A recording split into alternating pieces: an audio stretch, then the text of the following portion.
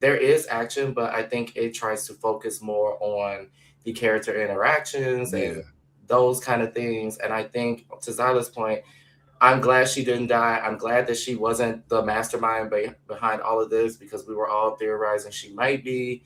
And I'm glad that they were really showing that, like, because a lot of people in this current world are villainized for being, people that are not at the upper echelon of society, are villainized for being brown, are villainized for being poor, Yeah.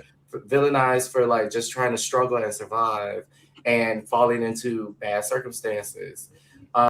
So I like that she was not the ultimate villain. She was just trying to survive. And I like that both Ake and her were right. Neither one of them Mm. were completely wrong in how they approached that situation 15 years ago. She said, "You should have resigned before you sentenced me. You should have left, Amen. you I like know." that. And that Mhm. was right. You didn't have Mhm. to do that. You Mhm. Right. chose to do that and then resign. And then she was Yeah. like, "Well, what y'all got in trouble for was y'all were involved with killing someone who had a Mhm. family, who had children, Mm. who had a life, who I knew personally." So you can understand her motivations for wanting to convict her personally. Now, Mm. so there was a lot you got in this episode. You got in more of Brocca's motivations. You got his motivations, not just because Nala sent him to prison. It was because of what Nala stood for.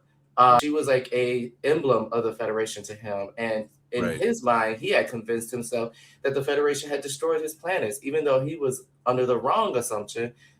That was what he lived and based his whole entire being on. So Right. I do appreciate this episode for trying to steer us in a less obvious way and give us more character and more characterizations and motivations why these people are the way they are, and also using that to talk about our outward society and how we view the poor, how we view the people who are Mm.